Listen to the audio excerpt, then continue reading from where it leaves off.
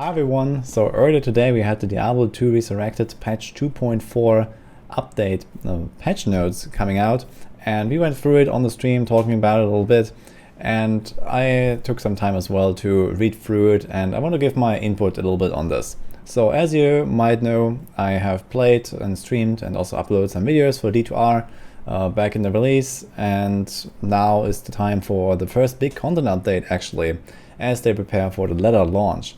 So they still haven't told us when the letter is coming, but considering that we finally have like the real patch coming to the PTR on Tuesday, the January 25th, I believe it's going to be quite similar to Diablo 3 PTRs, where it's probably going to last a few weeks and they're going to shut it down and probably going to launch the patch like a few weeks later. So I would expect that sometime in a month or two maximum, we actually going to see this patch on the live servers, including the letter release. So we'll see about the timeline and how long this PTR even lasts, and I assume there's also going to be some tweaks. Personally, I am moderately hyped to play the letter, so when it comes I definitely want to try out especially some of those buffed builds that you're about to see. And I'm not sure about the PTR, I might give it like an evening or so next week, but I don't really have too much time because I'm still busy with a lot of Diablo 3 goals right now.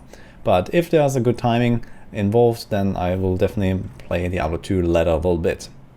So this works very similar to the 3 PTRs. If you have never done that, you can just go to your launcher and you will be able to select public test realm here when you select Diablo 2.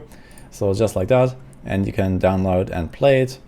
And here are the patch notes. So they actually did quite a lot of changes here, especially buffing underused skills and weak skills. There's actually not really any nerfs, and there's a bunch of new Runewords and Mercenary buffs as well. So overall it looks like a pretty solid patch, especially bringing up the weaker classes and the weaker builds to more viability. I'm not planning to go through every single number and discuss everything in detail now. You can also go check out the patch notes by yourself. In the description there's the link.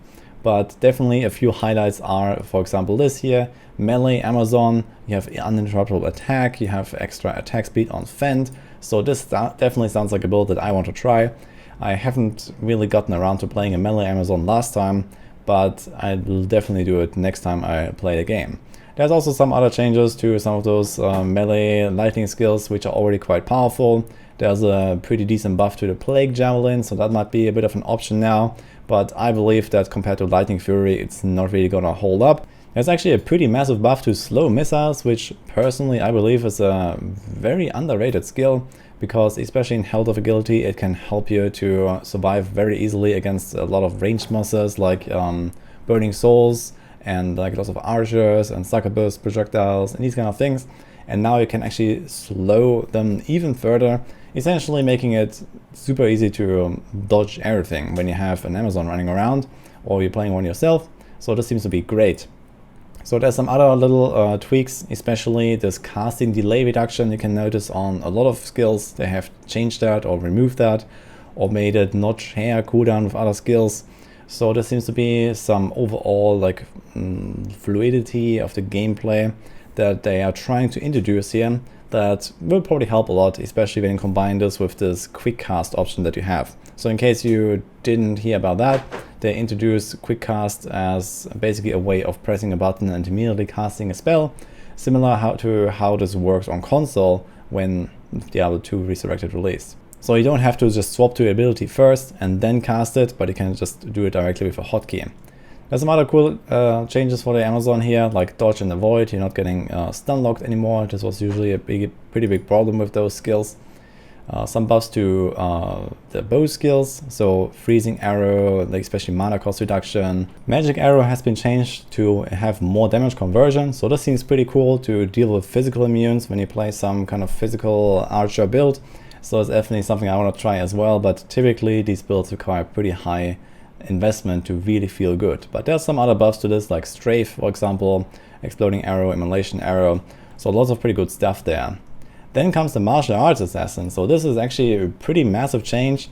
So first of all, they buffed the attack rating for all of that, and they made your finishers only consume 1 charge. So this is actually pretty massive. In fact, I've played a Phoenix Strike Assassin myself in D2R already, and that was obviously a pretty horrible build. In general, the martial arts are not really that crazy on the assassin unless you have some mega crazy gear, and here you have the ability to just have much more releases of your combo abilities because you only consume one charge every time. In fact, you could even do some fancy combos with Phoenix Strike where you have 3 charges and then you release the lightning and the cold and the fire all in succession, and then repeat, get 3 charges again and do all that over again. So something like this could be very interesting to kind of get all elements together. Even though it's probably not going to be super powerful, still there might be some fancy stuff possible here. Some other small tweaks for the shadow disciplines, nothing really crazy. The traps, in particular the death sentry, was always like the meta of an assassin anyway, so they didn't really touch that very much, but removed a bit of like synergy. But instead they buffed some other synergies here for the other skills, and in particular I believe that the Blade Sentinel, Blade Fury, Blade Shield stuff is very interesting. So this allows you to play some kind of like Shuriken Assassin and throw these Shurikens and have the Blade Sentinel roll around and stuff like that. So this also sounds really fun, definitely something worth trying, I believe, even though it's probably not going to be like one of the best builds either. Barbarian has a bunch of mostly tooltip updates, as you can see, so it is quite nice to see the radius on a lot of the war cries, howl, everything. Some buffs as well to shout, for example, that lasts longer now. Battle command has a much longer base duration, so this is going to be quite useful, especially when you have something like a Hodo buffing yourself. Grimward has actually been buffed and sounds extremely nuts, but on the other hand it also fears enemies away, which is typically not really something you want to do unless you just want to magic find on like your rare elites. Then this is quite nice, but then you also don't really need much of this damage taken. So we'll see. I believe this could be quite interesting, especially for boss fights, because I believe they can't be feared. So this might be really powerful, in fact, where you put up like a Grimward on a corpse nearby and suddenly you blast down the boss with like double damage or whatever. So that could be very interesting here. Little change for the throwing mastery, that gives you a chance to pierce. I don't believe it's really gonna make a throwing barb like viable, but if you have something like 100% chance to pierce, at least it could be a bit better than what it is, and we'll see. One really cool change is the leap though, and this is definitely something that I hope to see for other classes as well in the future, giving them maybe even new skills at some point. So just expanding on what Diablo 2 has to offer, giving every class some kind of decent mobility. So here's a start with the leap. The animation has been sped up by 75%, same for the leap attack. So you can just jump in and, you know, move around the battlefield much better instead of waiting for like 6 seconds to land on the other side of the screen or something. It's not teleport, but it is definitely an improvement, I would say. And potentially you can even try to make some like leap attack build out of this. Druid got some pretty nasty updates to fire skills in particular. So Molten Boulder is huge now. I believe this could be some really cool fire build with Molten Boulder, or even combined, you know, with Fissure and with Armageddon. And you kind of have like a really fancy like fire and like physical build here. Apparently this also does physical damage, which wasn't displayed on the tooltip. I personally haven't actually tried Armageddon very much, but I really like Molten Boulder as a skill. I've leveled with that at least, and also with Fissure, and you can maybe do some fancy combo there. And also with a new Runeword that you are about to see in a moment here. Some other little updates here to Arctic Blast. Cyclone Armorer, Twister got buffed a little bit. I'm not sure if this would beat the Tornado, but at least it also has a stun component, which is useful as an utility. So this could be quite nice. And you're also allowed to cast some of these skills here, like the Armor and the Hurricane, while transformed. So this could also be some interesting combo here, where, for example, you have the Shockwave and you are staying in Werebear form, and you just stun stuff and then kill it with hurricanes and stuff. So that could be pretty strong. They did change some stuff here while shapeshifting about the attack speed. I know that it was mostly relying on your weapons attack speed and not other attack speeds from like other items. So I believe that this is probably allowing you to stack attack speed from other sources now, and also get like the bonus attack speed that you have as a werewolf, for example. So overall this sounds like a buff here, and it is definitely needed for shapeshifting in general, because they are not really the craziest builds. And it's definitely nice to see a bit of like an improvement there, especially Fire Claws. If that gets like a huge bonus here, but you don't need so many synergy points, that could be quite interesting, because then you have like some really nice single target nuke that at least works on non-fire immunes.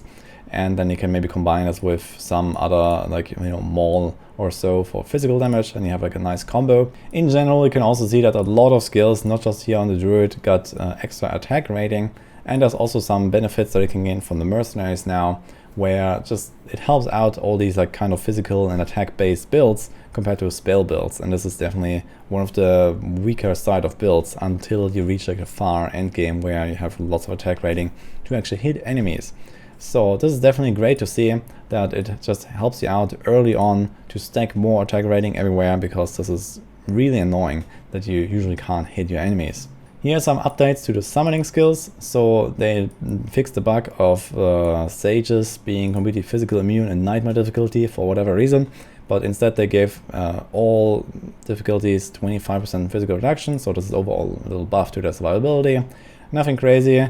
Spirit of the Barbs was changed to have like flat amounts, similar with basically other foreign effects as well, like the Paladin aura.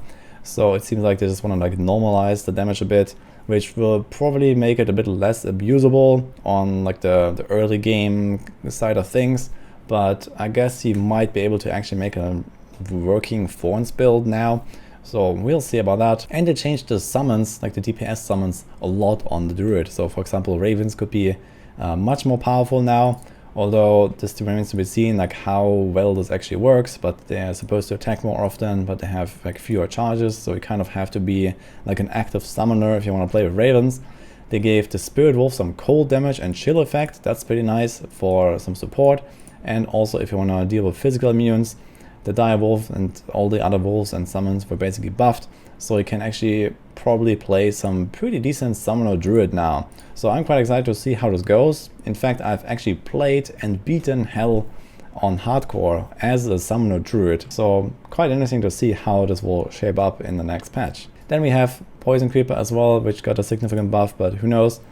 And some of the other creepers also got a bit of a boost here. Necromancer got a few tweaks as well, especially the Raised Skeletal Mage, so they normalized their damage a little bit so that the poison isn't absolutely terrible and the cold isn't either.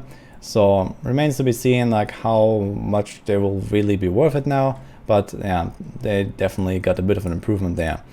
Then we have the Blood Golem and the Iron Golem and the Fire Golem, so all of these got a bit of tweaked, a bit better life, a bit better damage. I don't really think they're gonna be that crazy. But yeah, in general, the Necromancer pets were already quite good. There are lots of viable builds, so I'm not really seeing an issue here. Bone Armor finally got equalized with the synergy bonuses, so that's a quite funny change. Small buffs here to synergies. Curses, this weekend buff is absolutely nuts, I believe. So especially when you play hardcore or if you play in parties where, okay, typically you care about DPS a lot, but in scenarios where surviving is, you know, really difficult, like, you know, fighting uber bosses or, you know, just like early on when you're just entering hell or something like that, you can have the weaken curse and it's gonna scale the damage reduction now up from 33, that is like the standard, to +1 per level. So imagine you just straight up reduce the damage done of an enemy by like 2/3. You're gonna be invincible with this. So quite interesting to see. I believe this is actually going to be really like a cheesy ability that you can use to just basically deal with any content whatsoever, even if you're heavily undergeared otherwise. So quite interested to see if people are actually going to start using it, but I believe it's really strong. So Paladin, on the other hand, didn't really get many changes here on the auras, so defensive auras are unchanged. Offensive auras got a bit of a tweak here, especially they buffed some of those like Holy Fire Freeze shock effects, changed the thorns as I mentioned. So those all seem to be a bit stronger now with the synergies, with the damage scaling, so you can probably more easily make some of those like AoE Paladin aura builds work now. And there's also some tweaks to the combat skills. So no nerfs to Hammerden or anything, but instead they buff the melee stuff, so conversion, 90% conversion chance. This could be very interesting, I believe, where you can just convert some enemies to also make fights much more safe, especially on hardcore. So this is going to be very nice to see. Sacrifice, I believe, is a bit lame that you don't really deal damage to yourself anymore. They nerfed it down, or like buffed it down to only 1% self damage on the higher levels, which I believe kind of takes away the identity of the skill, but whatever. Then Smite, just a tool to update, Holy Bolt got buffed, and Fist of the Heavens got buffed. So potentially you might be able to play some kind of caster ranged Fist of the Heavens Paladin with this. And I checked the numbers briefly here on Planner, and it seemed like this could actually be kind of a thing when you really juice this up with lots of faster cast rate, extra skills, and these kind of things. It depends a bit on like how well these Holy Bolts actually hit enemies, how much you can do AoE damage with this, but it seems quite promising. And finally, here's the Sorceress. So they buffed some of the skills and didn't really nerf anything. So casting delays were removed. You can probably do even some combo between Blizzard and Frozen Orb now, perhaps, where you cast it and then you cast like a Frozen Orb in between for extra damage or so. This could be interesting for even more burst on the Cold Sorceress, which definitely needed more damage, I believe. And well, there's mostly some buffs to the lightning skills that I'm more interested about. So here Nova got like massive synergy, Thunderstorm got massive synergy, and some other buffs. So this could actually be some kind of very interesting like lightning route that they can take, where you have Nova, Static Field, Thunderstorm, so you just Static Field everything to low HP, finish them off with Novas, maybe with extreme faster cast rate and stuff like that. And then you have to Thunderstorm to finish off whatever is left of the big guys. So this could be a very interesting build. Quite excited to try something like this. And they buffed some of the fire skills here, so especially Inferno, Blaze got a bit of an improvement here, and Hydra. So you can have up to 6 Hydras now and no casting delay. So this means 18 heads of Hydras blasting into your enemies. I believe this can be a very strong, especially single target build, where you just like set them up really quickly, and then maybe you cast a few of the other skills and you're just gonna melt everything away that is not absolutely fire immune. Now for the Mercenaries, very interesting stuff here actually. So they buffed everything besides the Act 2 Mercenaries, which were like the meta for basically everyone. So they start with Act 1, so we got Freeze Arrow and Explosion Arrows to give some AoE. Especially Freezing Arrow could be very interesting for a very like defensive play style, where you want to freeze enemies all the time. And potentially with like a really strong Mercenary, they could do some nice damage with Explosion there as well. Could be interesting to see. Did some like mostly quality of life stuff here, where you can get all Mercenaries with all our auras in Hell difficulty and Nightmare from Act 2, so that's pretty nice. Act 3 though, those are some massive buffs. So first of all, they buffed the life, baseline and scaling, defense scaling, resistance, etc. And they also gave them like more cast or more abilities. So for example, Cold has more Glacial Spike casts now. You have Fire with Fire Bolt now, no Inferno, and Enchant. So if you play like a physical based build, attack build, you can get Enchant from your Mercenary now, and if this scales to like at least level 10 or even higher, then you can easily get another 100%, 150+% attack rating right there. That helps you out on all like attack based builds. So this is actually pretty insane, and I believe this is going to be one of those top tier like starter Mercenaries that probably later on you're going to replace with another one once you don't really need all this attack rating from the enchant anymore. But this is actually a huge change and just makes attack based builds more viable right off the bat, and I think it's amazing that I have done this. And there's also Lightning that has Static Field. So this is also huge, because especially for builds that don't have great single target damage to blast down bosses, you can just go with one of these dudes and let them cast Static Field like 2 or 3 times, and suddenly the boss is only half HP. So that sounds pretty crazy as well. And here's also the Act 5 Mercenary that has updated stats and skills. It's supposed to be like the tankiest now. Overall, I'm still a bit like hesitant to be very optimistic about the survivability of these Mercenaries, especially because this patch also fixes the so-called Mercenary bug that allowed you to back them out so they would never be attacked by melee monsters. And this is gone now, so it's really hard to make Mercenaries survive in Hell difficulty. Usually they just die instantly like flies, and you really need super juicy items on them to kind of make them survive, and only if you're actually annihilating everything. And if you don't, then they run to the next pack and usually are dead. But maybe this changes now, especially if you take one of these guys, and they also have extra defense, life, everything, and they also have battle cry, so they can reduce the defense and the damage done of your enemies. So this also sounds like a really nice ability to have on the Mercenary. Let's move on to the Runewords. So first of all, Insight can be made into bows and crossbows now. This is not really a very interesting change, I believe. So you can put it on your Act 1 Mercenary if you really want. Doesn't really sound like much of a use to me, but it might be nice, especially for like early game like Amazon builds perhaps, where you just want to like have no mana issues and you just actually wear the bow with inside yourself, especially if you want to play some fire or cold archer build. So that could be nice. And there's a bunch of cool new Runewords. So some of them have been teased already, but there is also, I think, at least the staff here, Obsession, that wasn't teased, I believe. So you might have seen some of these. Let's start out here with the Plague. So this is a new sword that uses a charm rune. There's actually another Runeword further down that also uses a charm rune. So this is usually a quite undervalued rune for how rare it is. It's like the second most rare in the game. And this has a lot of like poison stats and scaling here. So this could be quite interesting for some poison-based builds. I believe for Assassin perhaps, or anything that has Venom in their build. It also has some nice utility here with the Cleansing Aura when equipped. So potentially you could even stick this on a Mercenary, and then as, let's say, a Poison Necro, you can also get this poison resistance reduction to your enemies.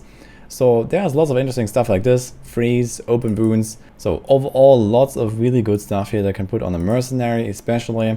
And if you, for example, combine this with one of these buffed Act 5 Mercenaries, this could make a really nice combo for a Necromancer.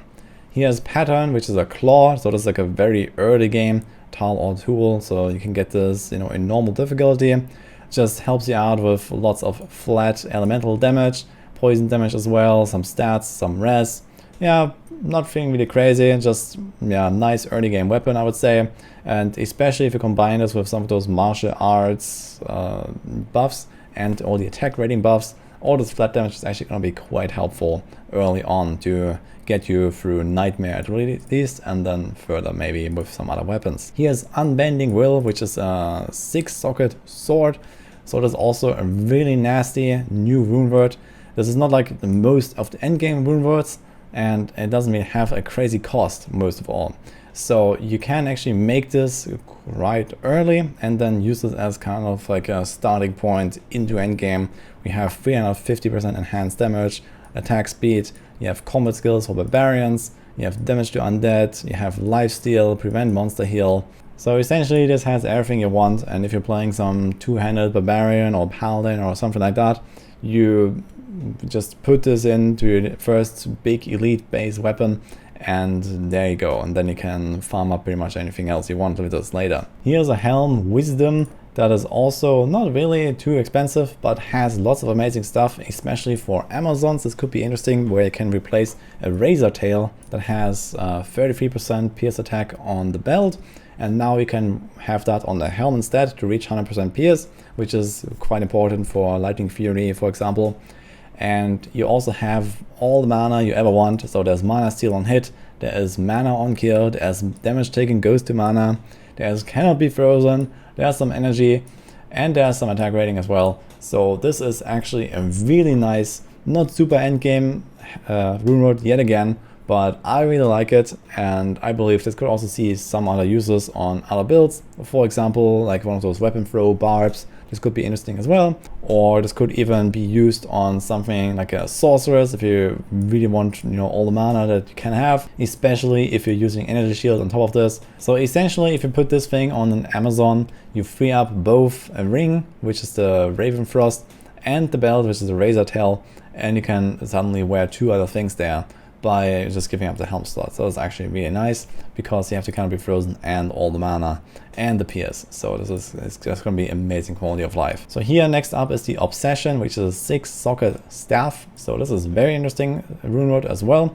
and it uses a sword rune. So sword is the most rare rune in the game, in case you didn't know, but not the most valuable, because it typically doesn't have that crazy use cases for runewords. But here's one of them to give it some love, so that's pretty nice. And this is essentially like a mega staff that you can make here. So this is quite similar to what you can achieve with like a Hodo and the Spirit or something like this. Lots of plus to all skills, faster cast rate, faster hit recovery. There's a bit of stats, there's a bit of life, there's a bit of mana regen. Here's 70 all res, this is massive, and a bit of magic find, and a chance to cast Weaken on Struck. And you remember the weakened curse just got buffed, so this is going to be something like 43% damage reduction and has a very high chance to proc. So this is going to be insanely good, especially for rather squishy like Sorceress builds where you teleport around really fast and then typically you teleport into like a big pack of monsters and suddenly you get like, you know, stun locked, and before you can get out there again, you're dead from like 3 attacks or something. But now, first of all, you have massive hit recovery, and then you have the weaken on struck, so you teleport in, you get hit by something, you weaken them, you can press your potion, get it out alive, and then do all your stuff. So I believe that especially this weaken effect gives this stuff a reason to exist and a reason to be used over like the typical one hand plus shield combos. So quite excited to see this one. I believe that it's really gonna be valued quite a lot once we see this in action. Here's the Flickering Flame. So this is a very interesting runeword as well. It has lots of extra fire synergies. So first of all, there's +3 to fire skills. There is minus enemy fire resistance, and there's also resist fire aura when equipped. So all pretty cool stuff. There's even maximum fire res, health restoration, poison length reduced. So this has really nice uses, especially on the Fire Druid, where you can put this on the Druid helm and then get +6 to Volcano, Molten Boulder, whatever, because you can roll +3 natively to skills. And you also have some use cases on a Mercenary yet again, where you can have this minus enemy fire res, or you can also have the fire res aura, the maximum fire res, and the poison length reduction. So just overall nice stuff to put on the Mercenary to help them cap their resist and also just be more tanky in general while helping you out with extra damage.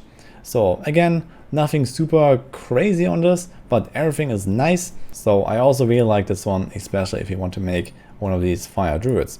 And then there's Mist, the last rune they have shown so far, which goes into bows and crossbows. Again, Charm Rune and a bunch of other things.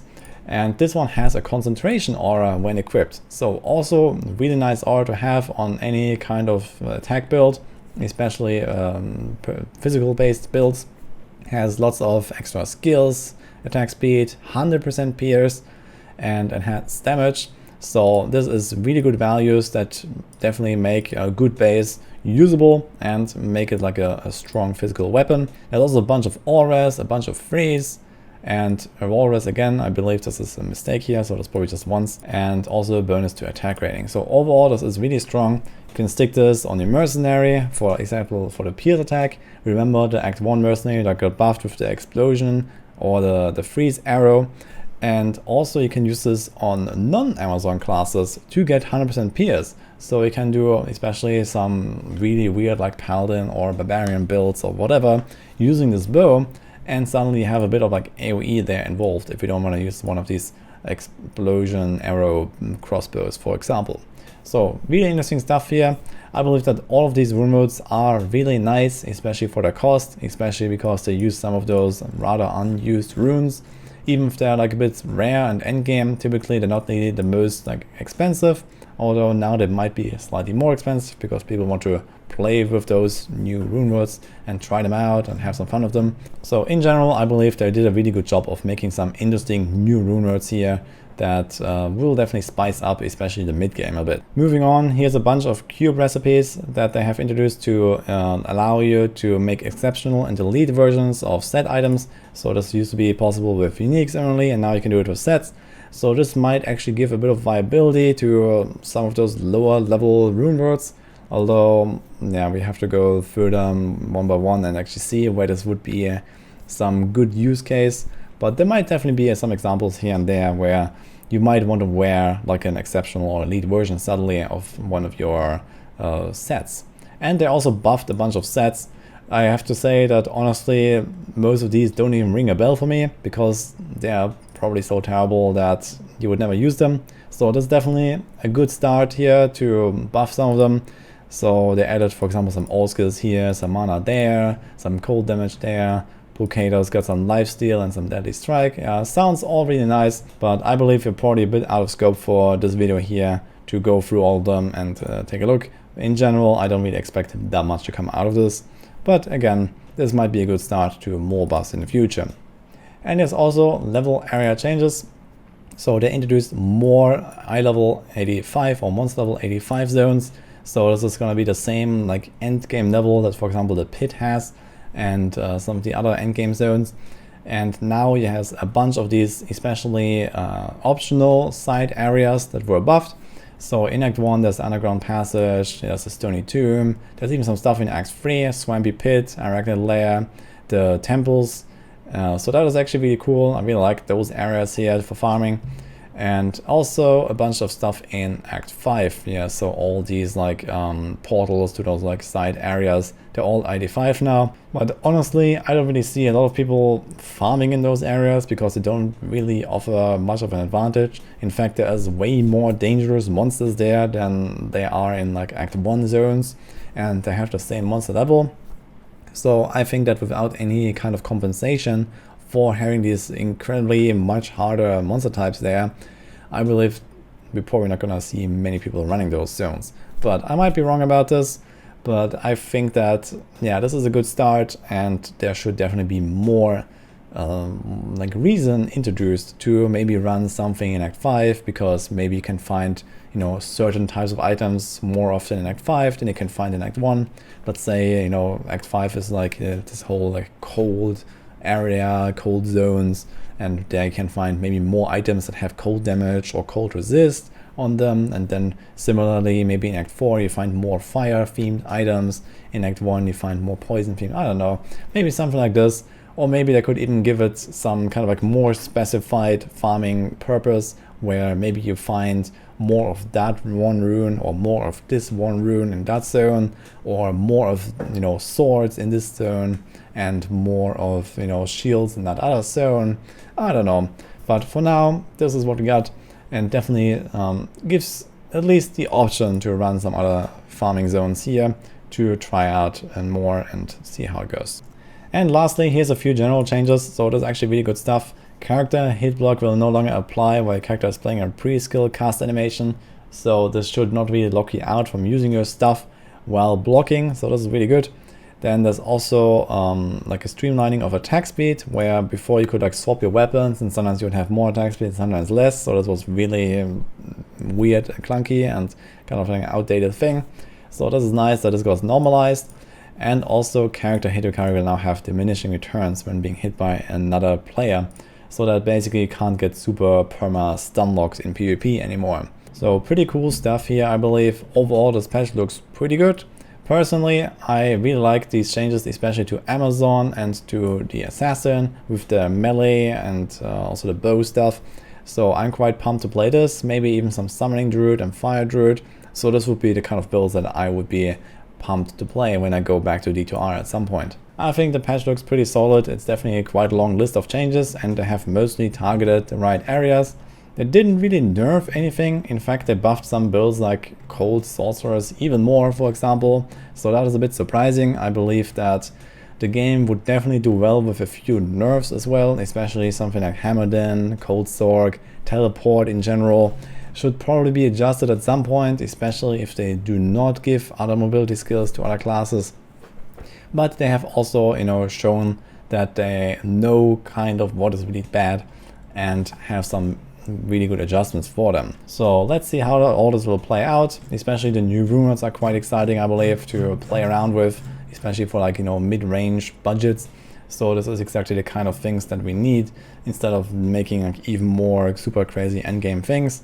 And the early game being quite dominated already with very accessible and cheap Runewords that get you started anyway.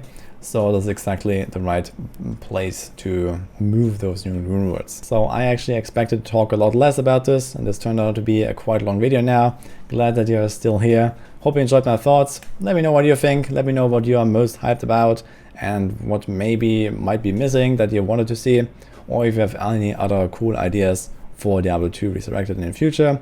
Maybe even, you know, some stuff that the mods like BD2 and Meet in Exile do right that is completely missing here. For example, you know, some new systems or whatever that we might also see eventually in this game. So that's it for my thoughts on the whole patch. Hope you enjoyed this one. Hope you liked the video, and see you guys next time.